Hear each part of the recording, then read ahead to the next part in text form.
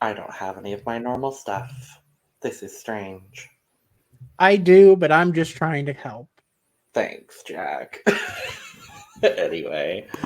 Hi, hello, hi there. Welcome to the Cup TV, the Currently Unnamed Podcast, where we put the real in tea in reality, and you can always come to us first to quench your thirst. I'm Logan Murphy, say something gay. Gay, and I'm not in my normal setup. I don't have my normal stuff, but you know what I do still have? Water, because hydration is of the essence of all. Insert gorgeous, adorable, wonderful cup mug sponsorship. Wow. This episode is brought to you by Cup Mug. Do we make it? Yes. Should you buy one? Absolutely. And you can get yours and all of our other merch at lanagcreations.etsy.com. Link is in the description below. Use code. There is no code. Can you tell I've been listening to a lot of podcasts recently that have sponsorships? Yeah, just a little bit. I've been binging one specific podcast that I love dearly, but I missed like episodes like 100 through like 250. So I've been like binge listening on my trip. But yeah, so it's very lovely. So go get your merch. Link below.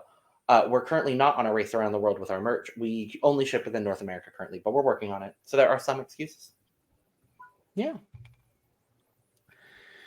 And my name is Jack. I am the resident game designer of the panel. Recently back from representing the podcast on a race through some escape rooms where bitch we won. Where bitch you won. And also Brooke. I am very, very happy for you. And also Brooke. Yeah. Her and I kind of pissed on the competition, winning 3 of the 5 escape rooms. So and that's on what? Period. But yeah, this is an episode. This episode being titled Our Alliance Strikes Again is pretty much the most accurate summary. It literally is the most accurate summary of the episode. This is one of the most strategic seasons of Amazing Race I remember seeing in a long time. And a lot of that has to do with our dear, sweet angel, Danny Butler. But this might have just been an episode of television, but it was also mega leg. In potentially what has been the most tame mega leg they've ever done. Yeah. So I was kind of wondering why this episode felt so normal and regular. And it's only because this was basically the pace of every single episode last season. Of 35. Literally, like every episode was like, go, go, go, go. And I was like, oh my God, what? Like, yeah. But instead of needing to take 2 episodes to do a mega leg, no, this time we just got it done in 1. Well, so I have a theory based on information you've given me, but we'll talk about that. Before we do, make sure to subscribe if you've not already, because we're here almost all the time giving you almost all things reality TV. And you can check out the description. Yep, you know where I'm going now. You can check out the description below for all 3 of our other channel links and the link to our membership channel for exclusive content and early access to a lot of our content. So my theory now, Jack, is because you let me know that there are only 10 episodes in this season, and that the finale episode features the penultimate leg and the final leg. And as we know, this season had to be re-edited from 60 minutes to 90 minutes. So my theory is that the mega leg was originally going to be a 2-part leg in 2 different episodes, which would then account for the extra episode. The 4th place leg would be an episode, so it would have been 12 episodes. And in having to up the episodes to 90 minutes, they decreased the season size from 12 to 10 episodes. And that would also kind of explain why it feels like such a shorter season, because it is. It is. Quite honestly, it is.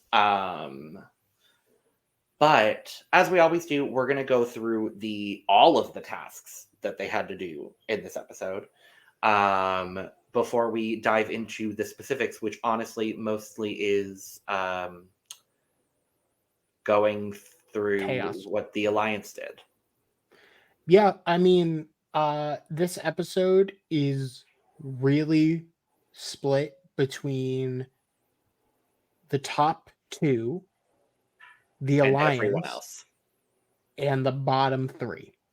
I would disagree, and I would go as far to say that this leg was broken up between the top two, the middle five, and Derek and Shalisa. Yeah, actually, that's a better way to put it. So, teams, we are traveling to Cordoba, Argentina. We're starting the leg at La Cañada. We're leaving in 3 groups with Ricky and Caesar and Juan and Shane leaving in the first group. The Alliance leaving in the second group. And Yvonne and Melissa, Sunny and Busy, and Derek and Shalisa leaving in the third group. Teams drive themselves to Plaza del Bicentenario to get their first detour clue of the day for bicicleta or boleadora. The pronunciations of boleadora shocked me, by the way. We'll talk more about it. But teams either had to grind plastic bottles with a stationary bike until they filled a container, or they had to throw boleadoras until they could wrap a moving target within 10 attempts, and both of them had to complete it within those 10 attempts. They then headed to Circuito Lobo race track, where we get our first roadblock of the episode, Who's Got a Good Sense of Direction, where one member of each team had to ride in a rally car, memorize the path that they're driving on, and complete a puzzle of that circuit within 3 minutes to receive their next clue. They're then heading to Estadio Francisco Cabezas for the second roadblock of the episode, Who Wants to Score, where team members had to play bubble soccer and score a goal. How adorable. And then we are heading to Mirador del Coniferal, where teams got a roadblock, allegedly, even though no one did the first part of the roadblock, which was who did it, where you have to dust for fingerprints and match the print with That was not a style. roadblock. That was a detour. Did I say roadblock? You did. Oh, okay. I see what you're saying. It was a detour. It was basically a roadblock. It was essentially a roadblock because no one decided to choose the cooler option. It was a roadblock that both people could participate in. Or What's Your Beef, where teams had to match 14 cuts of meat with their names in Spanish. And then we are driving to Plaza San Martin to check in at the pit stop. Okay. This is actually a very interesting set of detours and roadblocks. I mean, we start with physical exertion versus dexterity and skill. Yeah. I mean, there was a little bit of skill in figuring out the bikes. Mostly that once you got down to the cap, you had to potentially unwind the grinder for a second and then keep going down. Or if you are Rod, just keep going because that man has thunder thighs. Then we had God damn it, my brain is gone. The good sense of direction. I mean, quite literally, it was a puzzle. It was a 3x3 puzzle that you had to solve in 3 minutes. If you didn't solve it in 3 minutes, you had to go back around in a car and then do it again. I have a feeling that very little teams actually tried to use the directions that they got from the car to figure it out. Because no, you're not going to get much. Especially when the track winds back onto itself about 4 times. Then we have bubble soccer, which is very physical. They wanted a soccer roadblock, and instead they got one where everyone is in inflatable things and can fucking tackle each other, which very entertaining. We'll love that. I have done that before. It is very fun. And then finally, we have memorize some meat cuts or discover some fingerprints. And no one discovers fingerprints. Nope.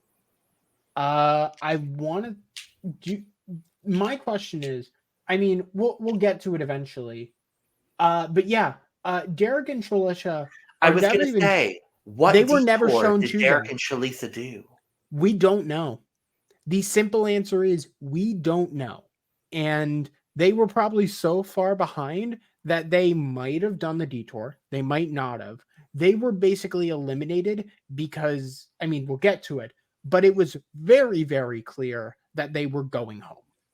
I feel like they had probably just finished the second roadblock by the time everyone had checked in, and they were just like, "All right, let's give them the clue that just says go to the go to the pit stop." Because they already knew. They Yeah, they already knew they were knew, done. we knew, Phil knew. Uh, So the big part of this episode is just the straight up fact that Rod and Chi Chi, as they're calling her Chi Chi now, that's new. yes. But cool. I'm gonna go with that because I like that. Um, Rod and Chi Chi, Amber and Vinny, and Angie and Danny literally work together for every single challenge in this episode. And in a mega leg, that's kind of the best way to go through it, honestly. Especially because two of the tasks, you can just literally help each other solve the problems.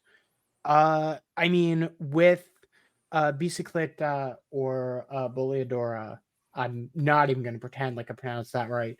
It was You a very can, white pronunciation, but you got it. yeah, very. Boleadora. Um, yeah, I just go with Bolos because I know ladder golf and that's about it. That's correct. Uh, so I mean, with uh the puzzle, with good sense of direction and with the meat cuts, Yeah. you can literally just tell each other the answer. Yeah. So you can perfectly work together as a collective, either as And a team 3 or team 6. yeah. And even in the challenges where they didn't, like, where there wasn't an inherent aspect of working together, like in Bicicleta, when Rod obviously beasted through the whole damn challenge, they decided they were going to get directions for everybody else while everybody else was finishing the challenge, which obviously both these other teams were struggling in one way or another. So it was really interesting to see that kind of dynamic going on as well. And the interesting thing is that they don't even start at Bicicleta. I'm just going to go with bicycle. Yeah, they You're also swapped saying that from one right, by Bolos. the way. You're saying both of them right. Great. Just not with an accent. Just not with a fucking accent. I have a bit of an accent because I've lived in Arizona for almost 27 years. And B, I've taken like 3.5 years of Spanish. Yeah. So I mean, I've seen it debated so many times on Twitter where it's like, oh, that's cheating. You can't do that on the race. When has it been cheating? Never. Like, politely, it is a final 3. If you believe you can beat the other 2 teams or you're willing to race against the other 2 teams to get to the end, make a final 3. There is quite literally zero harm. And I mean, depending on the season, you could make a final 4 as well. So, I mean, we saw this with James and Will in 32, 33, 32. 31. One of those two. It might be 31 as well. It was a 30, early 30. We Yeah. saw Will and James do this, and they won because it's a smarter game plan. Why tackle this as 2 minds when you can work together as 6? Granted, you then piss off, and we see this with Yvonne and Melissa and Sunny and Busy very much getting blown off by the other 3, and I don't think this was smart. You know, I can't blame them in this scenario. I gotta be honest, Because Mhm. again, when you're in the Amazing Race, I don't think you recognize like how far other teams are ahead of and behind you. For all they knew, Derek and Shalisa could have been third. And they knew that this was 5 out of the 8 teams there. Like, Well, kinda. well, I don't remember any of the Alliance teams seeing Derek and Shalisa in this leg. We know that Yvonne and Melissa and Sunny and Busy had, but I don't think any of the Alliance people had. There is one way to know, and it's by counting the amount of clues at where you would start a roadblock or where You're you'd start a not detour. wrong. But they never mention it. No. So we don't know. So I don't know. But yeah, honestly, this leg is kind of just Go, the go, go. Alliance. I have to say, I loved this strategic move during the second detour when Danny realizes, okay, there's 3 spots in here. I need them to leave. The moment that we see them come back, we have to run because Rod and Leticia are already there. So the moment that all 4 ladies start running back in, Danny's like, okay, we have to book it. Because then they can just guess and check. Because then they can guess and check for as long as they want to. And I honestly think that is Objectively amazing strategy. Objectively amazing strategy, and also a major blunder on the part of production. Because I think what production should have done to avoid this scenario, and it's Danny gaming the game, which I love, but what production should have done is if you guess it wrong, you have to go back. And that's typically what they do, which is why this whole scenario, like, I thought it was wild that they were like, oh yeah, no, you can stay there as long as you want and keep guessing. I guess they may not have expected 7 teams to pick that detour, I guess. I don't know. I also just think they didn't expect anyone to literally use the amount of stations in a way like this, because this is realistically only the second alliance like this that we've seen on the Amazing Race. Like, this is very new strategy. So I think now with this happening, and maybe we just didn't see those like subtle things in 35, but I have a feeling that when they've designed future races, they've made it impossible to lock people out, or at least made it much more difficult. I feel like 37, we will see that kind of strategy being implemented, honestly. I do. Maybe by us. Ooh. But not putting anything in the universe, but it's definitely, I mean, I will say, as a fellow puzzle designer and game designer, I really admire Danny. It is crazy to see this. Literally, he fucking essentially called a room limit on the detour and forced the other 2 teams to not be able to guess. Just literally, like, how recognizing that scenario. He room limited the detour. Which is crazy. I need this man on another show, like, now, honestly. Like, the other thing that I love, and I honestly thought this was, if it wasn't for the Alliance, I think this would have been an absolute hindrance to the point where I think Angie and Danny could have gone home. Angie does both roadblocks in the Mega Leg, which I was like, thank God they're letting her do detours. I'm so happy that finally we get an acknowledgement from them that she needs to be doing these detours, or she needs to be doing these roadblocks.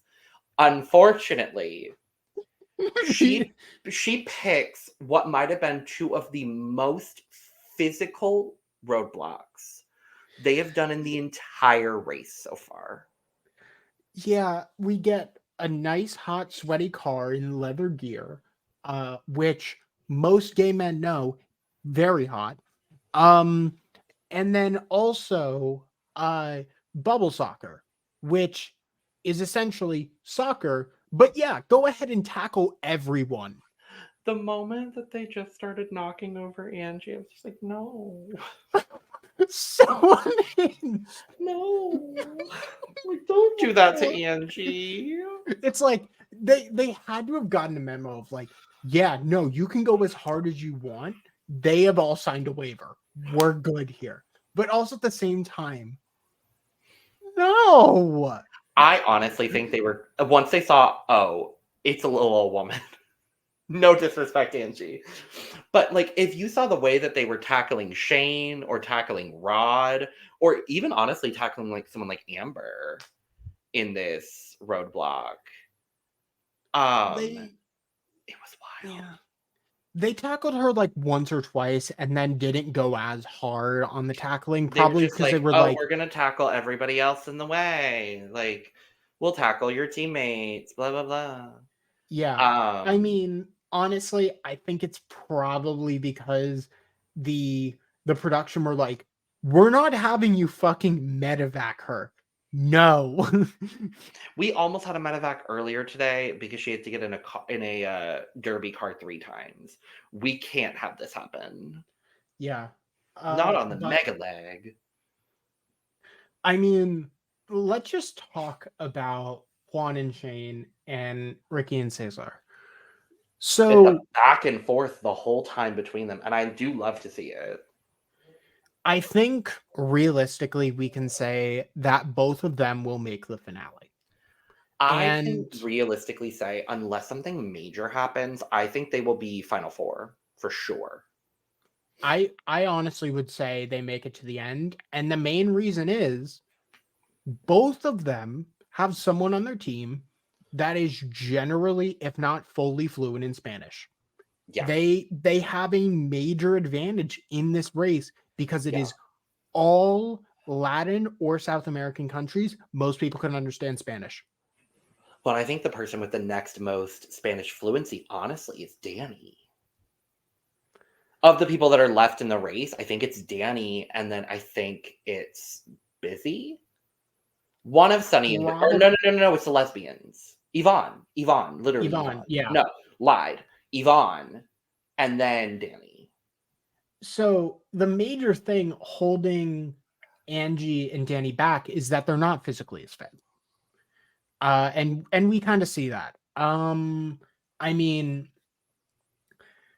I'm gonna double check my notes here, but Juan literally goes into the bubble soccer and does it in one try. Like, literally. He gets the ball, he immediately tackles someone, he scores it within like 30 seconds, and they're gone in 5 minutes.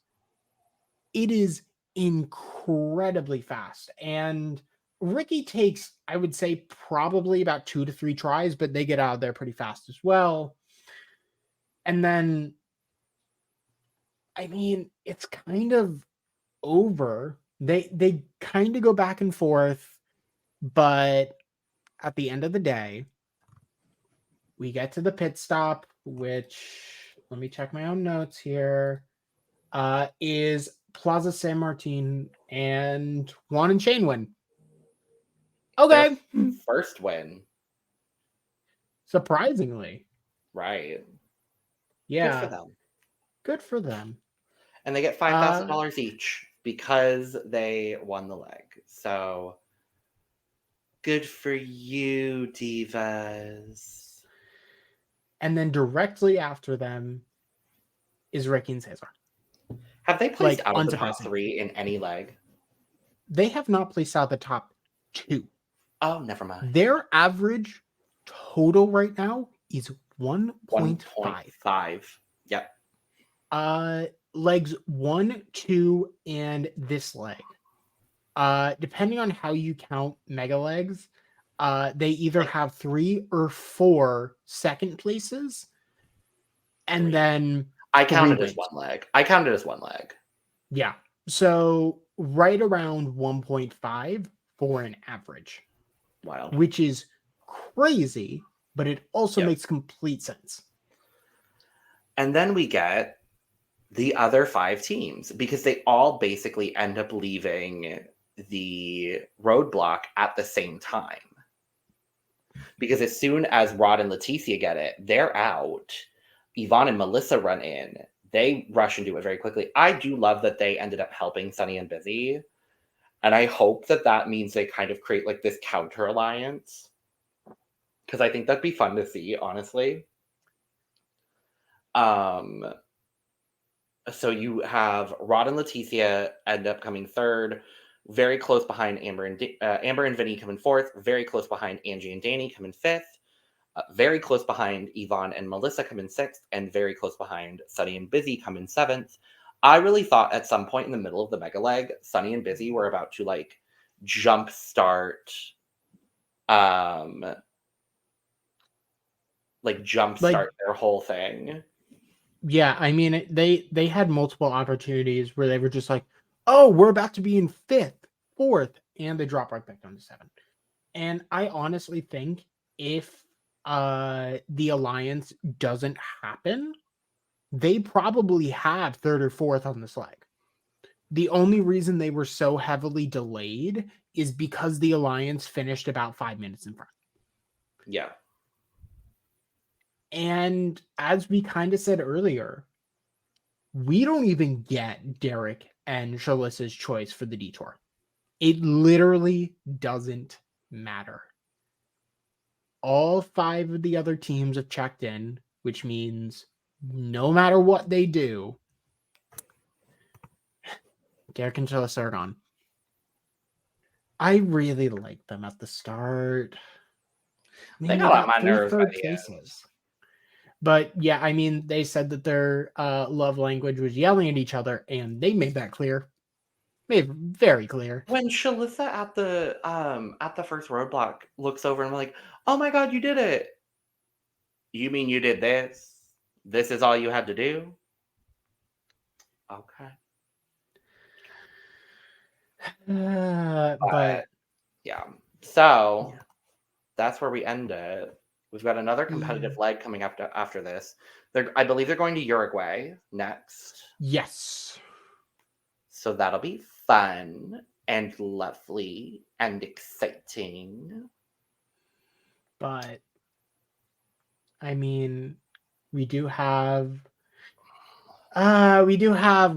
basically every single team that is in the alliance outside of Rod and Chi-Chi having some sort of issue in the preview. Amber and Vinny are fighting again. So we finally found the team that just fight the entire leg. I mean, we had Kishori and Karishma, but I mean, now we have the team that's going longer and fighting. So that alliance may not be as strong as they want. But with that, that's it. That's basically it. I cannot wait to see how the end of this season ends. I'm very, very excited, and I'm excited to see you all come back and join us for yet another Amazing Race recap. Thank you so much for joining. Make sure to subscribe, like, and share on your way out. Go down in the description below where you can check out all of our other channels, our membership channel, our social media channels at The Cup Pod on Twitter, Instagram, and TikTok, our personal Twitter channels, as well as our merch link to get your merch, including but not limited to cup mug. I don't have mine, but you know what? That's okay with me.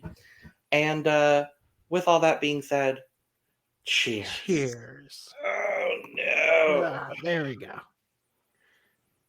This is a lot heavier to pick up than a cup mug. Yeah, I mean, it's only what, like an extra 20, 30 pounds? Oh, not even 20, that. 30. It's like 5. Jack, how much do you think my water bottle weighs? Seriously.